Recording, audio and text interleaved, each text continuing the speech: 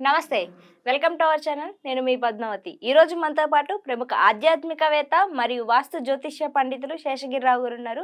అయితే ఆయనతో మాట్లాడి మరిన్ని విషయాలు తెలుసుకునే ప్రయత్నం చేద్దాం. మీరు కూడా చూసేసేయండి. నమస్కారం నమస్తే గురువుగారు. అమ్మా. గురువుగారు, వైకుంఠ ఏకాదశి.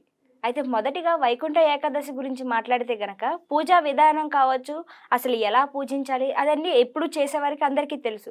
కాకపోతే ఎప్పుడు చెయ్యని వారు, ఇక్కడి నుంచి మొదలు పెట్టాలి అనుకున్నవారు అసలు ఏ విధంగా పూజించాలి, పలహారం ఏం పెట్టాలి, దాంతో పాటుగా ఏ నామాన్ని స్మరించడం వల్లగా ఏదైనా లేకుంటే ఏదైనా స్విచ్ వర్డ్ మనం ఎప్పుడు చెప్పుకుంటూ ఉంటాం. అవును. ప్రత్యేకంగా ఒక స్విచ్ వర్డ్ అనేది జపించడం వల్ల మంచి జరుగుతుందని. మరి అలాంటిది ఈసారి ఏం చెప్పుకుంటే మంచిదంటారు? రైట్. అయితే ఇక్కడ ఒకటి మనకేంటంటే ఈ ఏకాదశి అనేది ఏదైతే ఉందో వైకుంఠ ఏకాదశి అనేది దాని ప్రాశస్త్యం అనేది ఒక 2 ముక్కలు చెప్పి, హ్మ్. తర్వాత ఇక్కడ దీనికి ఒక విశిష్టత ఉంది. హ్మ్. అంటే ఇప్పుడుండే ఏదైతే వైకుంఠ ఏకాదశి ఉందో దానికి 2 రకాలుగా ఉపయోగం ఉంది. ఒకటి అందరికీ. హ్మ్. అంటే ప్రతి ఒక్కళ్ళు కూడా వాళ్ళ యొక్క కుటుంబ సౌఖ్యం కోసం చేసేది. అవును. కానీ ఇదే రోజు ఒక క్రియ ఆచరించటం వల్ల కూడా కొత్తగా సంతానం కావాలనుకునే వాళ్ళకి, హ్మ్. మళ్ళీ ఆ సంతానంలో కూడా పుత్ర సంతానం కావాలనుకునే వాళ్ళకి హ్మ్. కూడా ఈ ఏకాదశి అనేది బాగా ప్రాధాన్యత అనేది ఉంటుంది. హ్మ్. అందుకే దీన్ని వైకుంఠ ఏకాదశితో పాటుగా పుత్రదా ఏకాదశి అని కూడా అంటారు. హ్మ్. అంటే సంతానం లేని వారికి సంతానం అదేగా దక్కుతుందంటారా? సంతానం లేని వారి కోసం ఓకే. ఒకటి, హ్మ్. సంతానంలో కూడా మళ్ళీ మగ సంతానం కావాలని కోరుకునే వాళ్ళు కొంతమంది ఓకే. ఉంటారు. అవునవును. సో, అలా దాన్ని అందుకని దీన్ని పుత్రదా ఏకాదశి అని కూడా హ్మ్. అన్నారు. హ్మ్. సో, వైకుంఠ ఏకాదశి లేదా ముక్కోటి ఏకాదశి, పుత్రదా ఏకాదశి ఈ హుహు. మూడిటిని ఇదే ఉంటమనేది. హ్మ్. అయితే ఈ వైకుంఠ, ముక్కోటది ఏకాదశి అనేది పుష్యమాసంలో కూడా వస్తాయి. ఇప్పుడొచ్చే పుష్యమాసంలో వస్తాయి. అంతక్రితం ధనుర్మాసంలో కూడా వస్తాయి. హ్మ్. అంటే మార్గశిరంలోకి పడతాయనుకోండి. ఈ రెండిటిని కూడా మనం వైకుంఠ ఏకాదశిలో 2 సార్లుగా చెప్పడం అనేది ఉంటుంది. హ్మ్. ఎందుకంటే ధనుర్మాసం అంతా కూడా విష్ణువుని పూజిస్తూ వస్తాం అవును. కాబట్టి అక్కడ దీన్ని వైకుంఠ ఏకాదశిగా పేర్కొన్నారు. కానీ అసలు ఇప్పుడు అందరూ చేసుకునేది, ముఖ్యంగా తెలుగునాట ఎక్కువగా చేసుకునేది అయితే గనక ఇప్పుడు వచ్చే ఏకాదశిని ఎక్కువ మంది చేసుకోవటం అనేది ఉంటుంది. హ్మ్. కనుక ఇది 10వ తారీఖు మనకి రావటం అనేది ఉంది. ముందు రోజు సాయంకాలంకి వచ్చేప్పటికంటే మధ్యాహ్నం నుంచే మనకి ఏకాదశి బిగిన్ అవుతుంది. హ్మ్. సో, ఈ ఏకాదశి ఉపవాసాలు ఉండేవాళ్ళైతే గనక కొద్దిగా ముందు రోజు చేసుకోవటం అనేది, అంటే 9వ తారీఖు చేసుకోవటం అనేది మంచిది. కానీ అందరూ చేసుకునేదైతే 10వ తారీఖు సూర్యోదయానికి ఉంటుంది. హ్మ్. తర్వాత ముఖ్యంగా వైష్ణవులకి ఏంటంటే ఎప్పుడు కూడా ఏకాదశి, ద్వాదశి కలిసి వచ్చింది వాళ్ళకి చాలా ప్రాధాన్యత. హ్మ్. సో, అందుకని ఆ 2 వచ్చింది మనకి 10వ తారీఖు ఉంటుంది. అవును. సో, అందుకని ఆ రోజున ఎక్కువ మంది చేసుకోవటం అనేది ఉంటుంది. హ్మ్.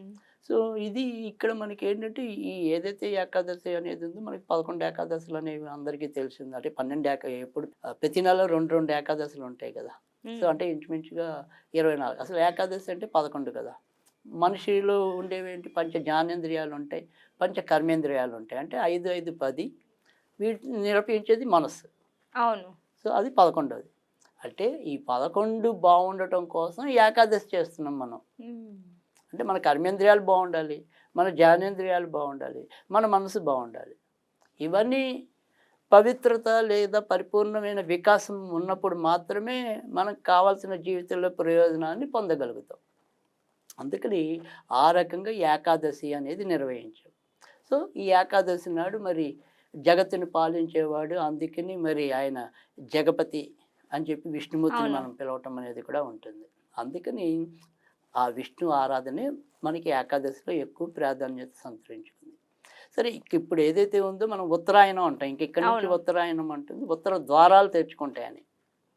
అంటే విష్ణుమూర్తిని ఒకానొక సందర్భంలో మరి దేవతలందరూ కూడా ముక్కోటి దేవతలు. అందుకని ముక్కోటి ఏకాదశి అయింది. అవును.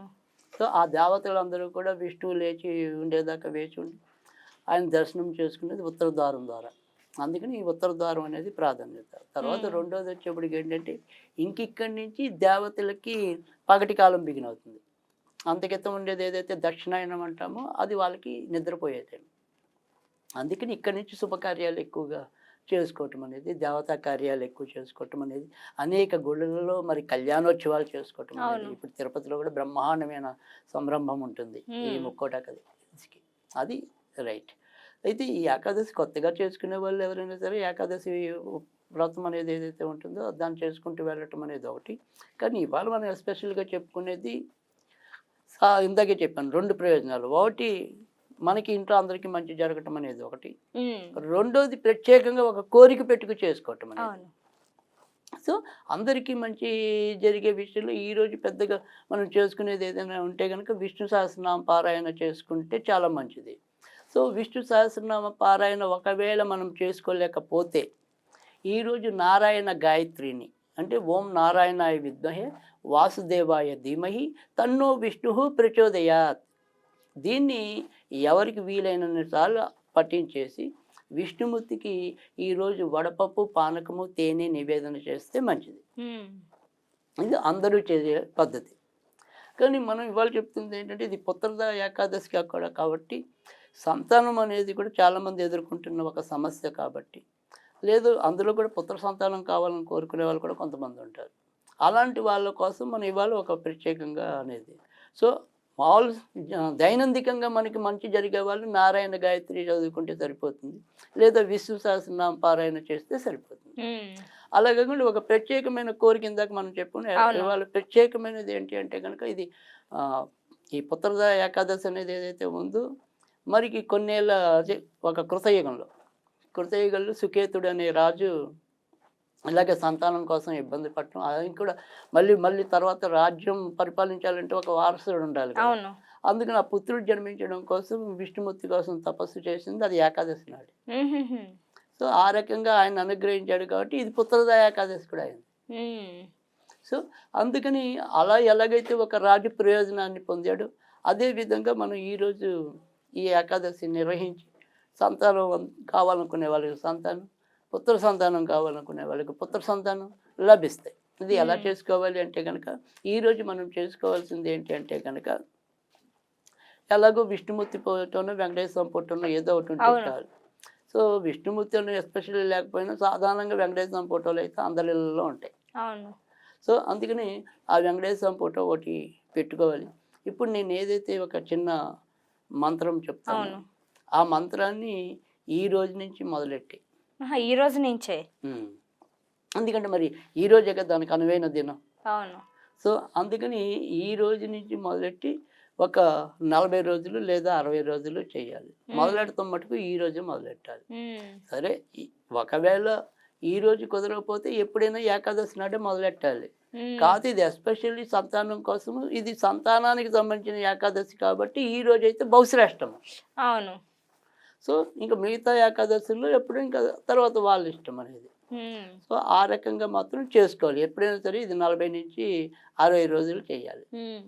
ఏం చేయాలి అంటే కనుక ఇప్పుడు నేను ఏదైతే చిన్న మంత్రం చెప్తానో ఆ మంత్రం పఠిస్తే చాలు. ఓకే. ఓం క్లీం క్లీం కృష్ణాయ గోవిందాయ మమ సంతానం దేహి దేహి. రైట్.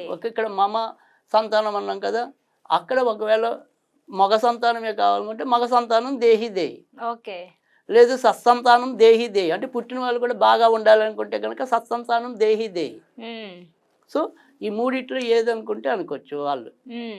ఓం క్లీం కృష్ణాయ గోవిందాయ మమ పుత్ర సంతానం దేహి దేహి, లేదా మమ సత్సంతానం దేహి దేహి, లేదా మమ సంతానం దేహి దేహి. రైట్, అంతే. ఓకే. ఇది రోజుకి 54 సార్లు కనీసం 108 సార్లు చదివితే మహద్భాగ్యం. ఓకే. సో అలా చదువుకుని ఇందాక చెప్పినట్టు 40 రోజుల్లో 60 రోజుల్లో చేయాలి. సో ప్రతిరోజు కూడా కొద్దిగా కాచిన పాలల్లో పంచదార నివేదన చేయాలి. పచ్చిపాలు కాదు, కాచినవే ఉండాలి. వాటిలో కొద్దిగా పంచదార వేస్తే చాలు. వేసి ఆయనకి నివేదన ఇచ్చి మనసులో కూడా మనం అదే చెప్పుకోవాలి. సంతానం కావాలనుకుంటే ఏ రకమైన సంతానం కావాలో కోరిక చెప్పుకుని, ఎలాగో మంత్రంలో కూడా అదే వస్తుంది, ఆ రకంగా చేసుకోవాలి. ఇది ఆ రకంగా చేసినట్టయితే తప్పకుండా వాళ్ళకి సంతాన భాగ్యం కలగటం అనేది ఉంటుంది.